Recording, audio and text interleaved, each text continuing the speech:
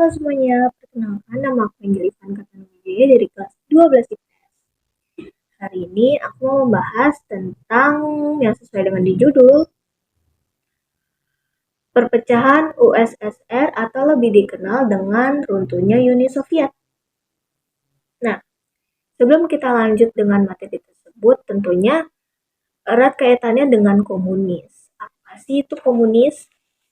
Komunis itu lebih kayak diktator atau negara yang memegang kendali atas semuanya. Jadi pemerintahan itu dia memegang semuanya yang ada di negaranya itu. Nah, Uni Soviet adalah negara komunis pertama yang berhasil muncul sebagai negara adidaya setelah Perang Dunia Kedua. Sebagai pewaris dari kekaisaran Rusia, ia berhasil memperluas wilayahnya hingga ke Eropa Tengah melalui berbagai negara-negara satelit yang mungkin lebih dikenal dengan Pakta Warsawa. Apa sih Pakta Warsawa itu?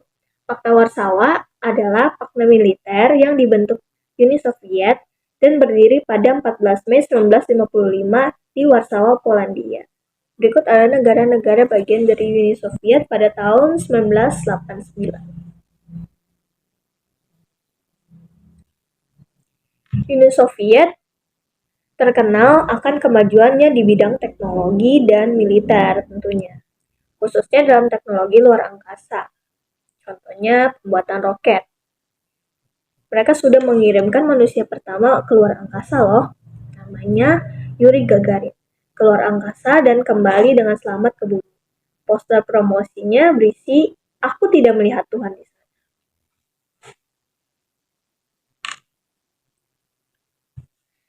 Namun, dengan segala kemampuannya, bagaimana mungkin negara tersebut bisa runtuh?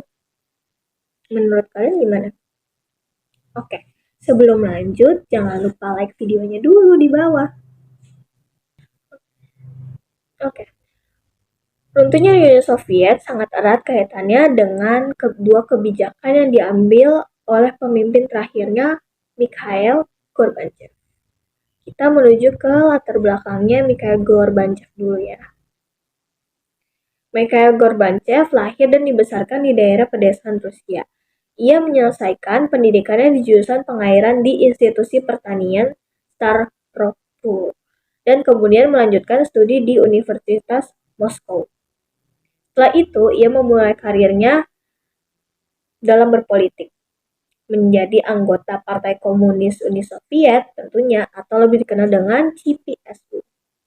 Dan kemudian ia menjabat sebagai kepala administratif di Stavropol. Gorbachev mengalami karir yang sangat cepat di Partai Komunis. Ia pada tahun 1980 diangkat sebagai Wakil Sekretaris Jenderal atau CPSU. Tadi. Pada 1985, ia menjabat sebagai Sekretaris Jenderal CPSU dan menjabat sebagai Presiden Uni Soviet 2 tahun kemudian. Sebagai pemimpin Uni Soviet, Gorbachev memperkenalkan reformasi politik dan ekonomi yang lebih dikenal dengan istilah glasnost dan perestroika. Dia yakin negara-negara barat bisa lebih maju dari negaranya karena dua hal tersebut. Nah, yang pertama kita bahas tentang apa itu glasnost. Glasnost atau keterbukaan itu menjamin kebebasan berpolitik dan berpendapat bagi masyarakatnya. Jadi, media menjadi lebih bebas menceritakan masalah dan keadaan negara yang sebenarnya. Yaitu negara Rusia dulunya sangat tertutup, bahkan semuanya tuh terbatas. Nggak semua media bisa di-share ke semuanya. Yang kedua adalah perestroika atau restrukturisasi, yaitu bertujuan untuk mengubah sistem ekonomi Uni Soviet dari terpimpin menjadi ekonomi pasar atau campuran. Gorbachev saat menjadi pemimpin melihat betapa negaranya semakin tertinggal dengan negara-negara barat. Baginya, hal ini tidak terlepas dari adanya korupsi dan berbagai kebijakan yang salah yang diambil para pemimpin sebelumnya. Contohnya, program-program militer yang sangat menghabiskan anggaran negara. Hal ini menyebabkan US gagal menggunakan anggaran yang ada dengan maksimal. Hasil ekonomi Uni Soviet semakin tertinggal dari negara-negara barat. Dengan adanya keterbukaan media atau glasnost tadi, ia percaya dengan memaksa para pemerintah US untuk bekerja dengan lebih baik, efisien, dan menekankan tingkat korupsi.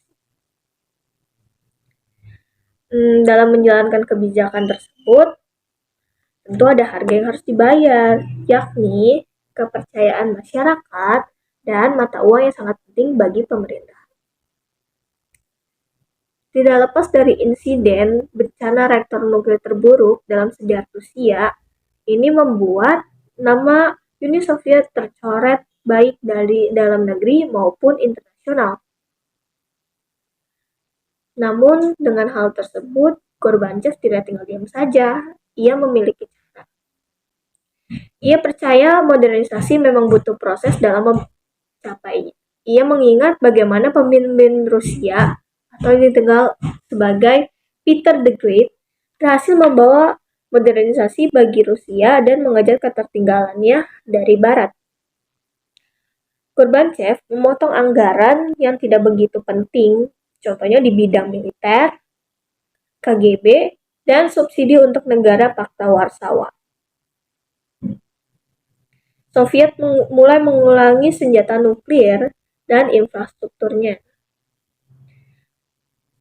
Pada dasarnya, kebijakan tersebut bertujuan untuk pemotongan anggaran militer, khususnya dalam bidang perlombaan senjata dengan negara barat atau Amerika Serikat, yang sangat memboroskan anggaran Uni Soviet. Memberi kebebasan kepada negara satelit di US tadi.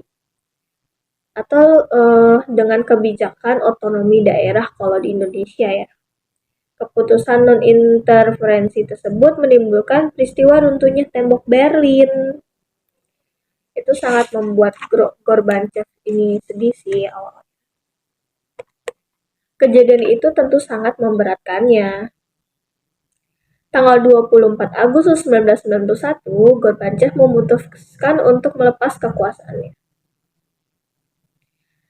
Satu persatu negara bagian US di tahun 1990 mulai melepaskan dirinya, dan keruntuhan US resmi dialami pada 31 Desember 1991. Pada 25 Desember 1991, segala keputusan yang diambil justru membawa US ke tempat kelahirannya runtuh setelah 74 tahun berdiri. Nah, itu adalah peristiwa runtuhnya Uni Soviet. Sebenarnya tidak beda dengan kalau kita lihat di Indonesia. Contohnya dalam peristiwa pelepasan Timor Leste pada kepemimpinan B.J. Habibie. Mereka ingin memerdekakan diri.